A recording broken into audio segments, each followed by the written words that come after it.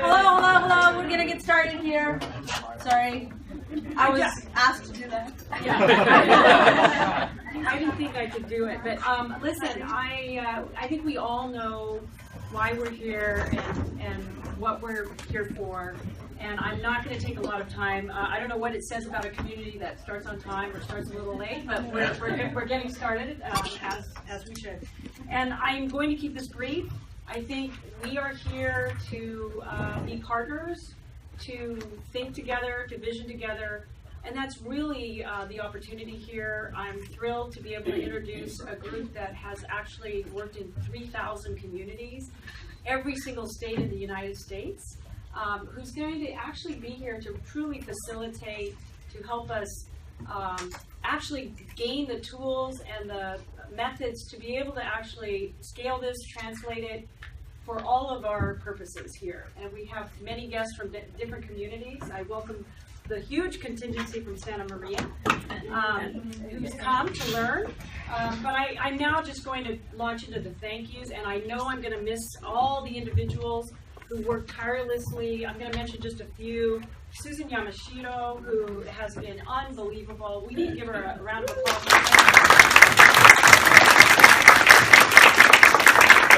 She works for her day job is Alumni Affairs and Isla Vista, and she also works for the Economic Forecast, so I don't know where she fit in the time. Anyway, and Rodney Gould, I do want to thank Rodney, our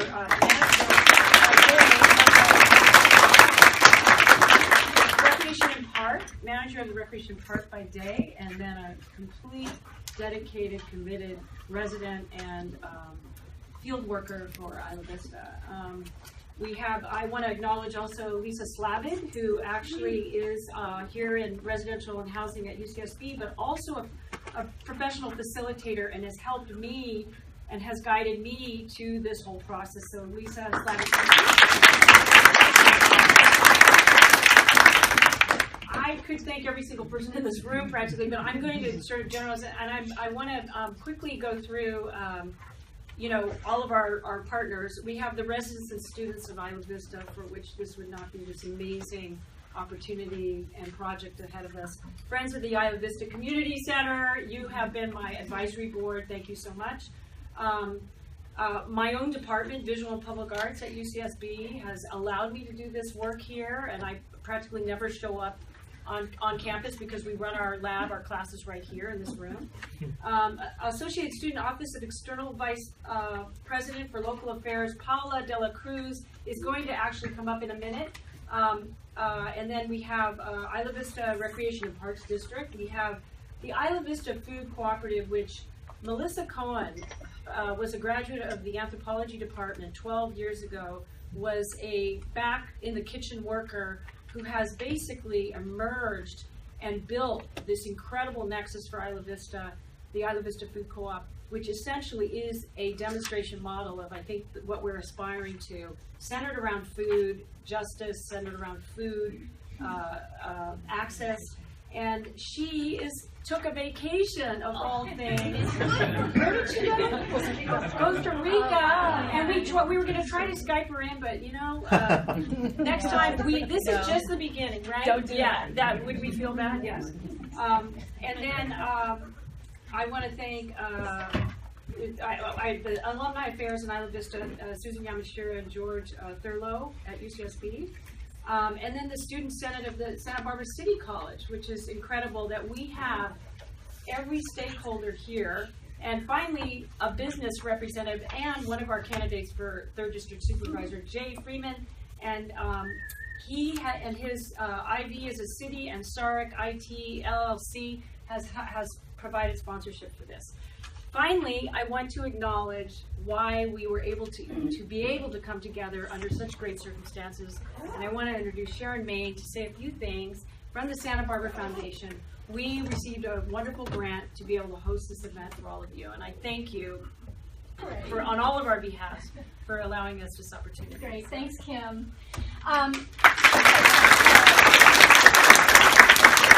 And one of my colleagues from the foundation, Kathy Seamus, is also here, so I want to acknowledge her.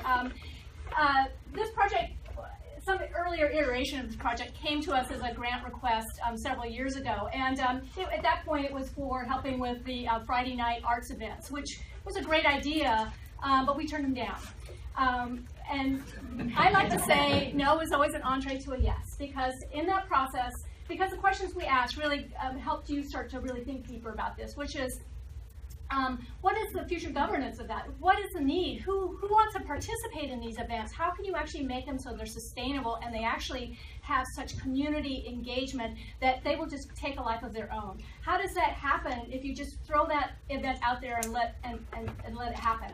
We knew that we had to get to something deeper, and so we worked together for the last year and really kind of dug down into what was really needed here. And this kind of activity, Kim did a great job of researching and finding a consultant who could really have the experience and could really bring this together. And what's so exciting about this is, as we've been talking about it and as this has started to evolve, other communities like the city of Santa Maria, who is also looking at their urban core and how they can bring vitality, cultural and economic vitality to their downtown area, as well as other communities, Guadalupe and others in our community that really can benefit from these learnings. So I'm very excited to be able to support it. The Santa Barbara Foundation is a county-wide community foundation, and we're really looking at not only just providing grants, but how we can actually provide grants that actually can help you flourish and become successful. So I'm very, very excited, and thank you for letting us be part of this. Thank you.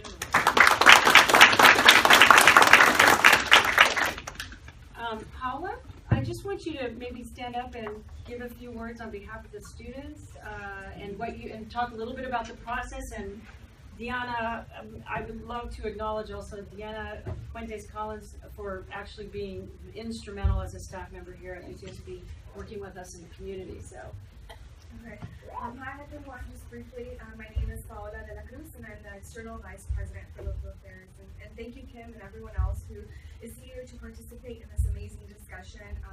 The Friends of the Isla Vista group has been meeting for numerous times now. We meet every week, every Thursday, and we have been discussing numerous engagement events with the community. This past month we had one at the St. George Family Youth Center with the Latino families. And for me and for some of my student peers, it really has been an amazing experience to be able to create and strengthen the relationships that we have with different groups in the community. For example, the families and also some of the long-term residents and other faculty like him who live in Isla Vista. And so I'm really thankful for this experience, and I know that some of our students have had a hands-on opportunity to use their experience and knowledge that they've gained at UCSB and implement that in our community. And I really like that. I think that's really the purpose of Kim's open lab, and so I think overall this process has been an open lab of, look, let's see what you can bring to our community and make this a better place. So. And I just want to add that, we consider each other peers, and Paola is actually going to run a class next quarter on Isla Vista, the politics of Isla Vista. She is actually going to be, with her peers, she's actually going to lead a class, which I think is very exciting for us to have this model.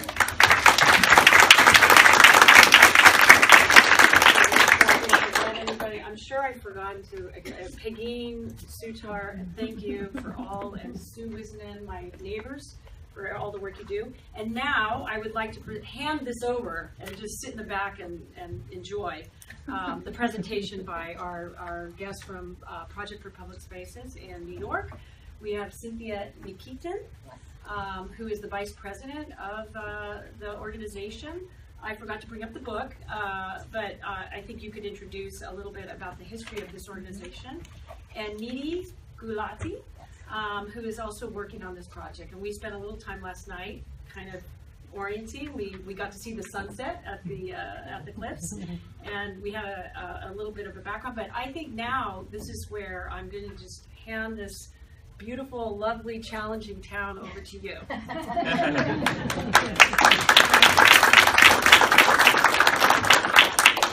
Thank you, Kim. We have to give Kim a round of applause. Yes.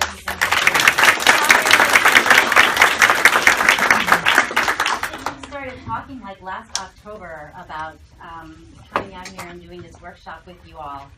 So I just want to thank the Santa Barbara Foundation, all of you for coming, the university, for taking time out of your busy lives and in your work week to spend a day with us envisioning the future of Isla Vista together.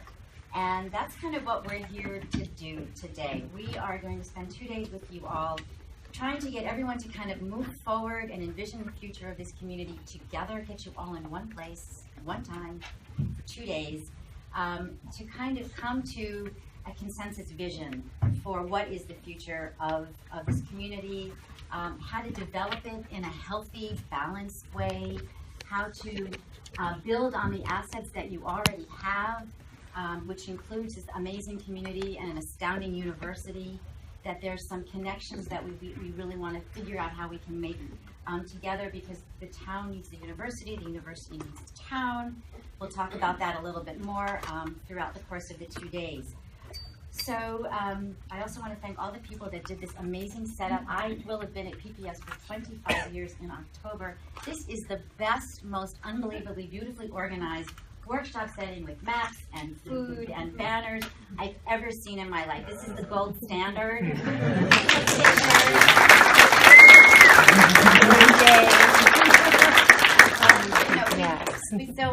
When we have this saying, it's like when a community says we want to have a visioning, we want to have a workshop, we want to do placemaking, we want to work together. If they can't get someone to donate the food or the bagels or the coffee or the Subway sandwiches, if they can't get people in the community to contribute time to organize it or get the food, I say you don't stand a chance. Really, if you can't get someone to bake cookies, you have no. Considering what you have done here, I mean, I think like you're on the road. This is just really bodes well. I think this is a symbol, in other words. This is symbolic of teamwork and working together.